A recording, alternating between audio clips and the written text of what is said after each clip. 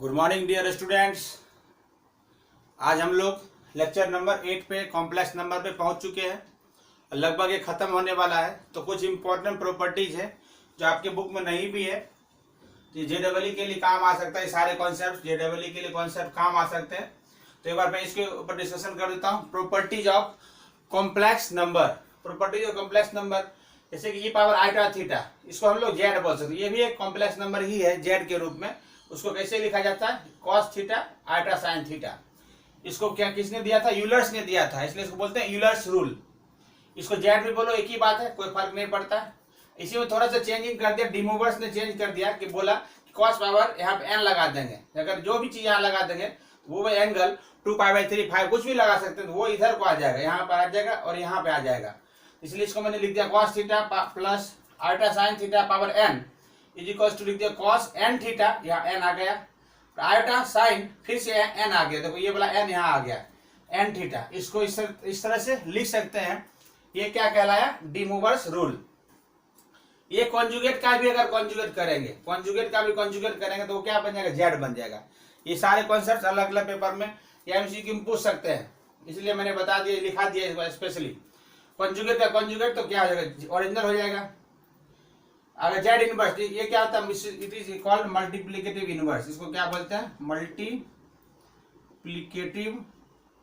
Inverse का formula मैंने लिखाया हुआ था पहले, वो फिर से लिखा दिया। Z inverse equals to z का बार अपन जेड का मॉडुलस का होल स्क्वायर, जेड के मॉडुलस का होल स्क्वायर। अगर Z1 इंटू Z2 अगर ढेर सारे भी रहेंगे तो भी ऐसे ही होगा। Z1 इंटू Z2 का मॉडुलस करेंगे तो इसका रिजल्ट जो होता है Z1, ये Z1 लिखा हुआ है, Z1 और यहाँ पर, और उसके बाद मॉडुलस Z2। इसको हम लोग ऐसे लिख सकते हैं, दो टुकड़े में से लिख सकते हैं। अगर 6 में अगर Z1 प्लस Z2 का बार लिखा देगा, Z1 प्लस Z2 का बार लिखा था, इसको दो टुकड़े में अलग अलग इस तरह से हम लोग लिख सकते हैं। ठीक है। उसके बाद आ जाओ, अगर हम लोग यहाँ बात करें Z1 बाई Z2 का, ये डिवाइड में है, डिवाइड में रहेगा तो इसको हम लोग इस तरह Z1 और ये Z2 इस अलग अलग ऐसे अलग अलग लिख सकते हैं। आर्गुमेंट Z1 अपन Z2 को हम लोग लिख सकते हैं लॉग की तरह ही होता है ये, कि argument Z1 minus argument Z2। तो एमसीक्यू में क्या लिखा गया? दिया रहेगा, 4 ऑप्शन हो सकते हैं, मे भी पॉसिबल, तो उसमें टिक मार सकते हैं। या इसके ऊपर इसका वैल्यू दिया रहेगा, इसका वैल्यू दिया रहेगा, इसके आर्गुमेंट में इसके आर्गुमेंट को माइनस करेंगे तो क्या इसके बराबर आएगा? ऐसा भी पूछ सकता है। आपके बुक में इतना कुछ नहीं है, लेकिन जेडबलई में पूछ सकता है। अगर जेड के ऊपर यहाँ पे एन है तो ये एन को हम लोग बाहर कर सकते हैं, यानी मॉडुलस को बाहर कर सकते हैं, पावर एन लगाएंगे तो ऐसा में भी पॉसिबल हो सकता है। समझ में आ गया? ये स्क्वायर रूट का फॉर्मूला है। ये फॉर्मूला किसका है? Square root of z. ये तो मैंने बताया हुआ पहले से, plus minus root z plus x. ये क्या है? मॉडुलस जेड है, modulus of z. Modulus of z तो मैं लिख दूं, ये पता ही होगा, फिर भी मैं लिख देता हूँ। मॉडुलस ऑफ जेड होता क्या है? अगर जेड का मतलब एक्स प्लस आयोटा वाई है तो मॉडुलस ऑफ जेड का मतलब होगा x square plus y square. Argument z अलग अलग होता था, मैंने बताया हुआ, tan inverse y by x होगा मॉडुलस में। इसके चलिए इसके बारे में काफी लंबा डिस्कशन करना पड़ जाएगा, इसको रहने देते हैं। इसका मैंने डिस्कशन करा हुआ ऑलरेडी, मैंने आर्गुमेंट जेड के ऊपर पूरा वीडियो बना बताया हुआ आपको। ये मॉडुलस ऑफ जेड हो गया, ये मॉडुलस ऑफ जेड हो गया, जिसको हम लोग आर से डिनोट करते हैं, आर भी बोलते हैं।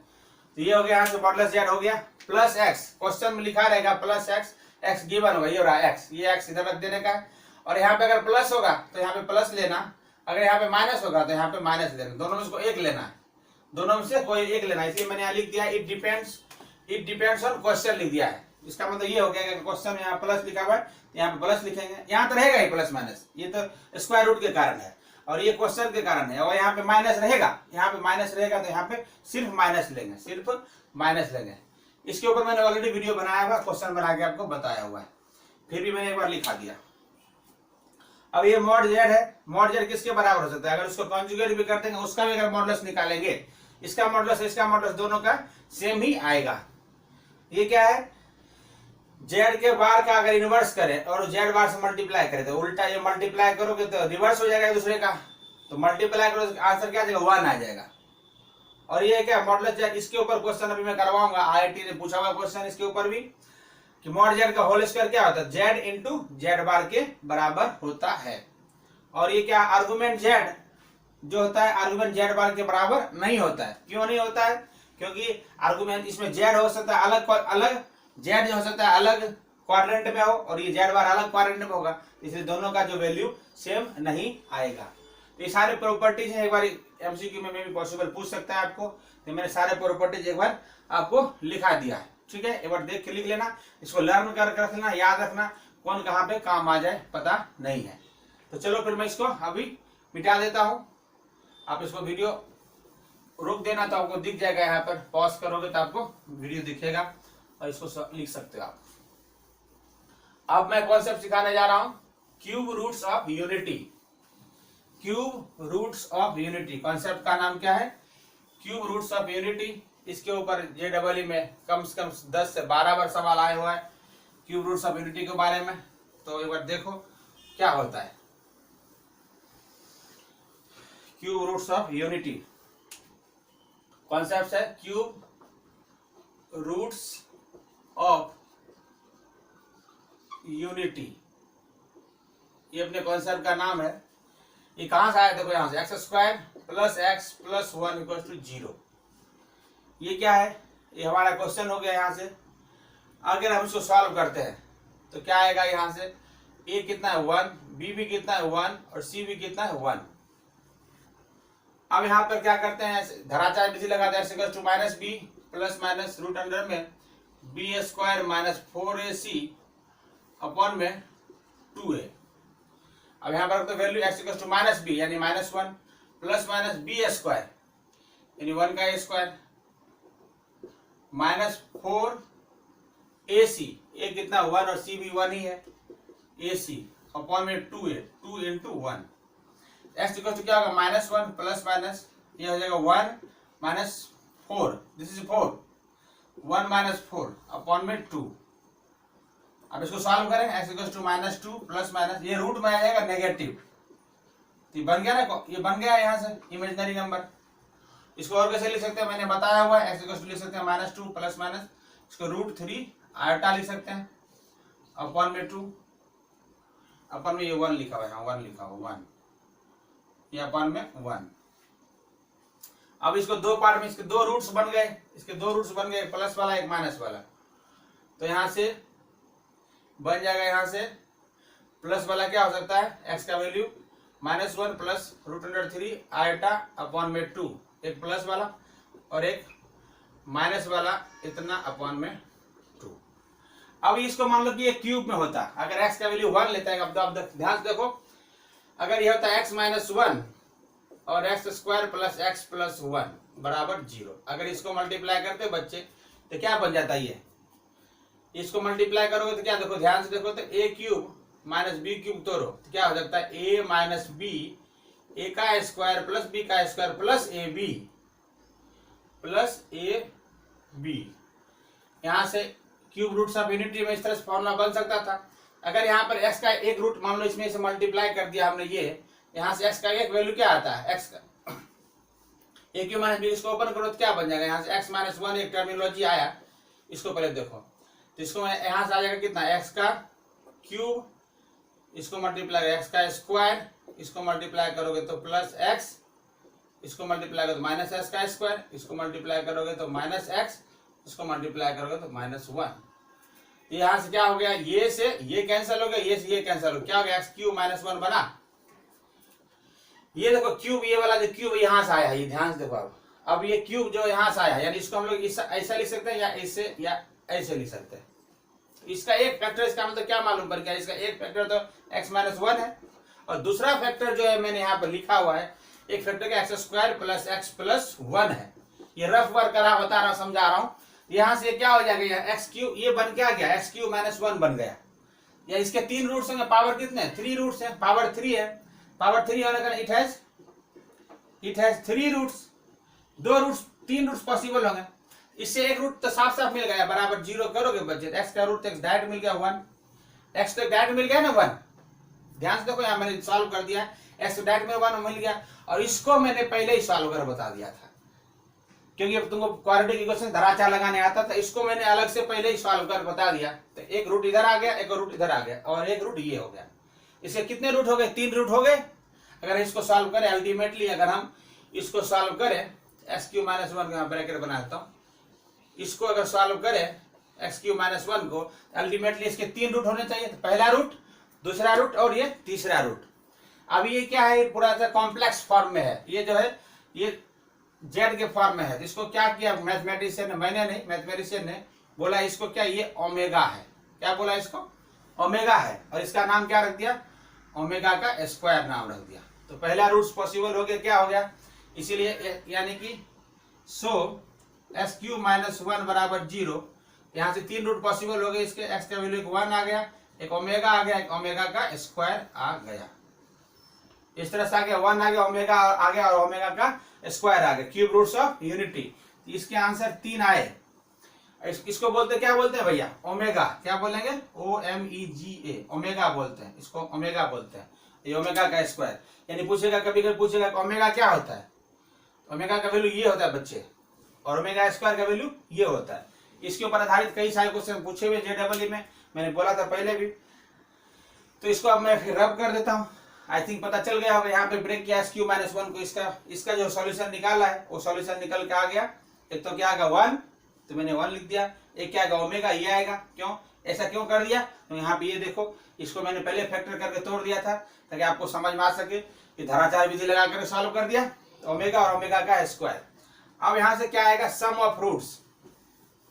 सम ऑफ रूट्स क्या हो सकता है, प्रोडक्ट ऑफ रूट्स क्या हो सकता है, ये चीज समझे अगर हम। सम ऑफ रूट्स क्या होगा, प्रोडक्ट ऑफ रूट्स क्या होगा, SUM, sum of roots. Some of roots जो होगा यहाँ पर क्या आ जाएगा, alpha plus beta plus gamma. This is alpha, this is beta, this is gamma. तो क्या आ जाएगा 1 प्लस ओमेगा स्क्वायर, ये होता है 0 के बराबर। ठीक है कि नहीं। इससे क्या बना देखो आप ध्यान से, देयरफॉर ये इंपॉर्टेंट है, इसलिए 1 प्लस ओमेगा क्या होगा, माइनस ओमेगा स्क्वायर।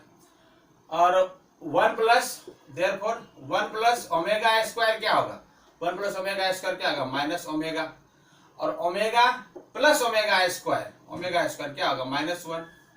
ठीक है क्या, ये ध्यान देना, ये बहुत इंपॉर्टेंट है बच्चे, ये बहुत ज्यादा इंपॉर्टेंट है ये वाला कॉन्सेप्ट। ये 1 प्लस ओमेगा स्क्वायर क्या होगा, 0। और उससे ये 3 फॉर्मूले और निकल के आ जाते हैं, इसका भी यूज होता है। ठीक है कि नहीं।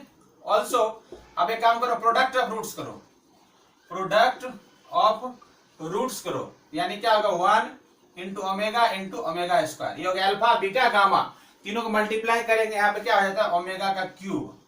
ओमेगा का क्यूब का मतलब होता है 1। अब एक चीज समझो, ये क्या होता है, ये को ट्रिक और देख लो, बहुत इंपॉर्टेंट है। अगर ओमेगा के ऊपर 3 का टेबल हो तो इसका आंसर 1 आएगा। ठीक है कि नहीं, ये कॉन्सेप्ट है। ओमेगा के ऊपर अगर 3 के टेबल से 1 ज्यादा आएगा तो उसका आंसर ओमेगा आएगा, और ओमेगा के ऊपर 3 के टेबल से 2 ज्यादा आएगा तो उसका मतलब होगा ओमेगा का स्क्वायर। ये वाला कॉन्सेप्ट भी बहुत ज्यादा इंपॉर्टेंट है, इसके ऊपर बहुत सारे क्वेश्चन JEE में पूछे गए हैं। अभी मैं करके बताता हूँ कि समझ तब आएगा कि क्या पूछ रहा हूँ और क्या समझा रहा हूँ, समझना है बातों को।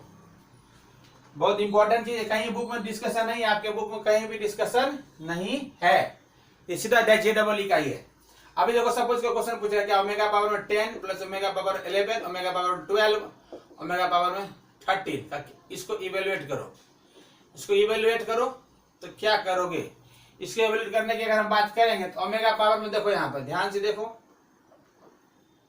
13, तो 3 का टेबल होना चाहिए, 3 का टेबल नहीं है ना, 3 के टेबल से 1 ज्यादा है, 9 प्लस 1, तो इसका आंसर क्या आएगा, सिर्फ ओमेगा। इसके जगह क्या लिख सकते हैं हम लोग, सिर्फ ओमेगा।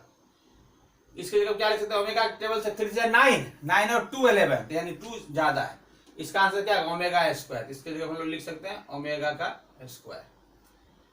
इसके जगह पे देखो 3 4 या 12 पूरा का पूरा डिवाइड हो रहा है, तो इसका मतलब ओमेगा पर पूरा डिवाइड हो रहा है, क्या आंसर आएगा, इसका आंसर आएगा 1, इसका आंसर आएगा 1।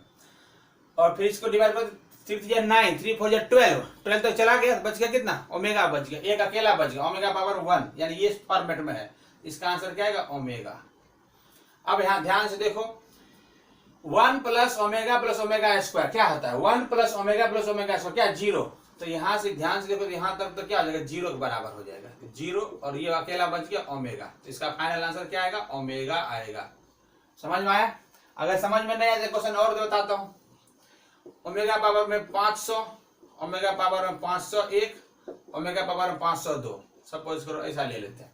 अब इसका क्या आंसर आएगा, तो सबसे पहले तुमको आसान लगे तो क्या करो, ओमेगा पावर में 500 कॉमन ले लो, झंझट खत्म। यहाँ क्या बचेगा 1, इसमें क्या बचेगा ओमेगा, इसमें क्या बचेगा ओमेगा स्क्वायर।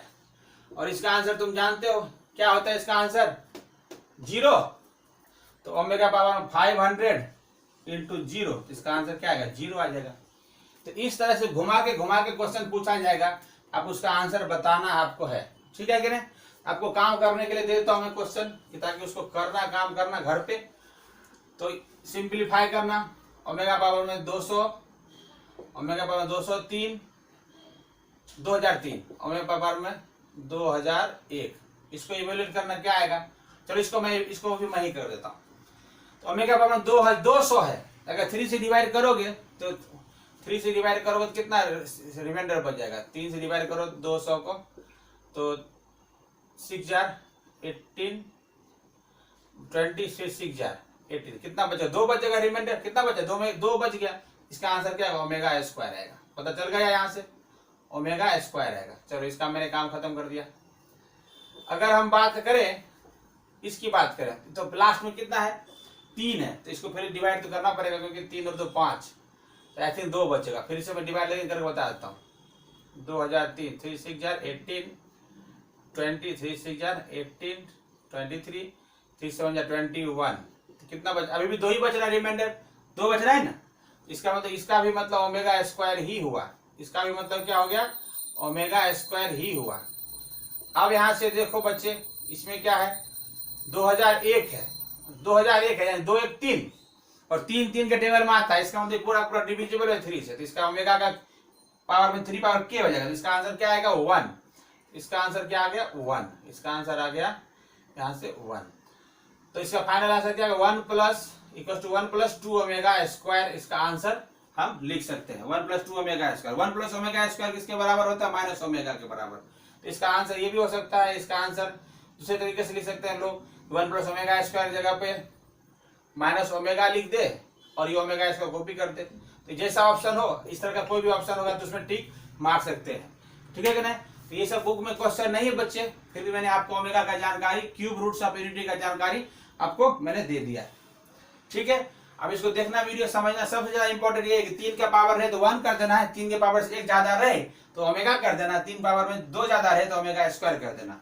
और आइटा वाला मैंने लिखाया था पहले, याद करो, आइटा के ऊपर 4 का टेबल रहे तो 1 कर देना, आइटा के ऊपर 4 के टेबल से 1 ज्यादा रहे तो आइटा कर देना, आइटा के ऊपर 4 के टेबल से 2 ज्यादा रहे तो -1 कर देना, और आइटा के ऊपर 4 के टेबल से 3 ज्यादा रहे तो माइनस आइटा कर देना। ये भी मैंने आयोटा के बारे में बता दिया हुआ है और ओमेगा के बारे में आज मैंने बता दिया। तो आयोटा और ओमेगा दोनों ही बता दिया है, तो आपको फायदा रहेगा। इसको देखोगे, आपको सीख के रखोगे तो आपको फिर बाद में डिटरमिनेंट, थोड़ा सा जिसमें क्वेश्चन आता है वो मिक्स होता है, डिटरमिनेंट का मिला के होता है, क्वाड्रेटिक इक्वेशन का मिला के होता है। तो डिटरमिनेंट अभी 12th में है, डिटरमिनेंट मैंने पढ़ाया नहीं है तो इसलिए उतना सारा कुछ नहीं बताता हूँ, बट ये पता रहेगा तो सारे क्वेश्चन सॉल्व तो होने लगेंगे, ठीक है क्या। कॉन्सेप्ट ध्यान से रखना। चलो मैं इसको रब कर देता हूँ और आगे का कॉन्सेप्ट बताने जा रहा हूँ।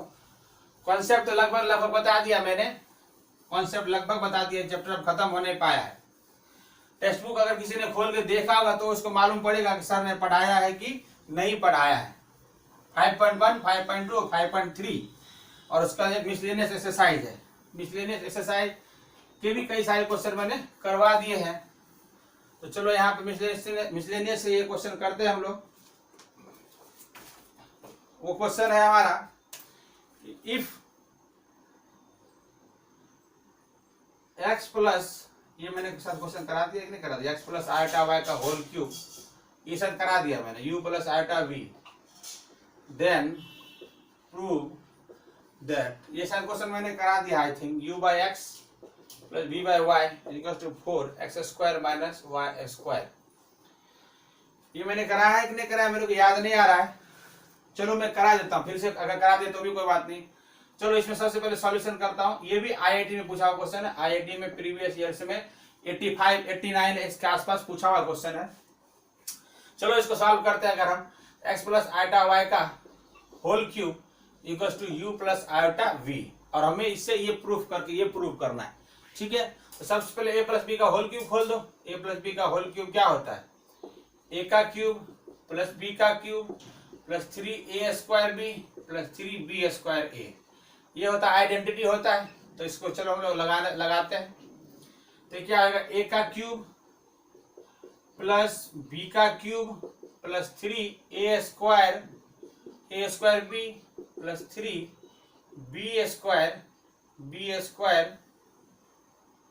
a equal to u plus iota v। अब यहां से हो जाएगा ये इंप्लाई साइन लगाओ, x का क्यूब, ध्यान से देखो आयोटा का क्यूब और y का क्यूब हो जाएगा। इधर क्या बन गया 3x² आयोटा y, ये क्या बन गया 3 आयोटा स्क्वायर y का स्क्वायर x बराबर u प्लस आयोटा v। अब मालूम है तुमको, देखो इसका मतलब आयोटा क्यूब का मतलब होता है माइनस आयोटा और आयोटा स्क्वायर का मतलब होता है -1।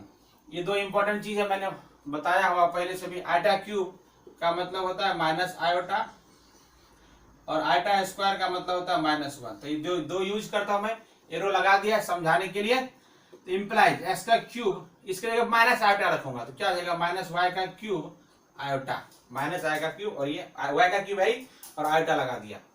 और यहाँ पे क्या होगा 3x² आयोटा y, इधर क्या हो जाएगा आयोटा स्क्वायर का मतलब होता है -1, तो क्या होगा -3y² x equal to u plus iota v। ये सिंप्लीफाइड कर दिया बच्चे। अब हमें क्या करना है, रियल पार्ट को रियल के साथ रख देना है, इमेजिनरी पार्ट को इमेजिनरी के साथ। ये रियल पार्ट है और ये रियल पार्ट है। क्यों रियल पार्ट है, क्योंकि दोनों में आयोटा लगा हुआ नहीं है। और ये दोनों इमेजिनरी पार्ट है, क्यों, ये दोनों इमेजिनरी लगा हुआ है। इसमें रियल पार्ट लिखते हैं x का cube -3y² x, real part है। इस दोनों में देखो आयोटा कॉमन आ रहा है, ले लूं मैं आयोटा कॉमन, तो क्या आएगा यहाँ पर 3x² y और ये हो जाएगा -y² y का क्यूब, सॉरी y का क्यूब है, y का क्यूब बराबर क्या होगा u प्लस आयोटा v। अब real plus imaginary, real plus imaginary, तो रियल जाएगा रियल के साथ, रियल जाएगा रियल के साथ और इमेजिनरी जाएगा इमेजिनरी के साथ। तो यहाँ पे मैं सॉल्व करता हूँ आगे। तो देखो बच्चे यहाँ पर क्या हो जाएगा, लिखेंगे equating real and imaginary parts, real और इमेजिनरी इक्वेट कर देंगे, यानी कि इमेजिनरी के सामने इमेजिनरी रख देना है, रियल के सामने रियल रख देना है। तो क्या होगा x का cube -3y² x equal to nothing but equal to u। दोनों में क्या कॉमन आ रहा है x कॉमन ले लेता हूं, x² -3y² बराबर u। अब देखो ध्यान से देखो, तो प्रूफ करने में क्या u/x लिखा हुआ है, इसका मतलब इस x को इधर ला देना चाहिए। तो फाइनली क्या होगा देयरफॉर x² -3y² बराबर u/x। और यहां से ये पहला इक्वेशन बन जाएगा, ठीक है, पहला इक्वेशन बन गया। अब देखो फिर ये था रियल पार्ट लिया मैंने, रियल को रखा था, अब डॉटेड वाले साथ में रखता हूं। ऑल्सो अभी क्या होगा आयोटा वाला, तो 3x² y -y का क्यूब बराबर आयोटा वाला यानी v, ओनली v, आयोटा नहीं लिखा मैंने, आयोटा नहीं लिखा, कट जाना है इसलिए नहीं लिखा। अब देखो दोनों में क्या y कॉमन आ रहा है, तो y कॉमन ले लेता हूं, क्या होगा 3x² -y का स्क्वायर बराबर v। अब प्रूफ करने में v/y है, यानी ये y इधर आना चाहिए, इधर ला देता हूं मैं। तो देयरफॉर क्या बनेगा 3x² -y² बराबर v/y, and this is equation second. दूसरा इक्वेशन रेडी हो गया। अब प्रूफ करने में क्या है, दोनों को प्लस कर, फर्स्ट और सेकंड को प्लस किया हुआ है, ऐड कर दो first and second, add first and second, तो क्या हो जाएगा u/x plus v/y is equal to, यहाँ पे ध्यान से ऐड करो, तीन आम और एक आम, कितना 4 आम, तो 4x² माइनस 3 आम और एक और आम, तो क्या 4y², तो ले लो 4 कॉमन ले लो, तो क्या होगा x² -y²। सो फाइनली हम यहाँ पे पहुंच गए u/x plus v/y is equal to 4x² -y² के ऊपर पहुंच चुके हैं हम, और हो गया हैंस प्रूव्ड। तो इस तरह से हमने इस क्वेश्चन को फिनिश कर दिया बच्चे। और मैंने उसमें जो कॉन्सेप्ट समझाया है, सबसे जरूरी है तो कॉन्सेप्ट समझना था, उस कॉन्सेप्ट को समझना, उसको प्रैक्टिस करना, उसको देखना और ये क्वेश्चन भी करना। अब एक लास्ट लेक्चर बच गया है, तो अगले क्लास में ये चैप्टर पूरा खत्म हो जाएगा। आज तो ये खत्म नहीं हो पाया, ठीक है। तो चलो इसको प्रैक्टिस करना, 5.1, 5.2, 5.3 प्रैक्टिस करना और मिसलेनियस भी ट्राई करना आप, ठीक है कि नहीं। तो चलो फिर इसी के साथ आज की मुलाकात करते हैं समाप्त। हम मिलेंगे अगले वीडियो में, तब तक के लिए bye bye, see you, Tata.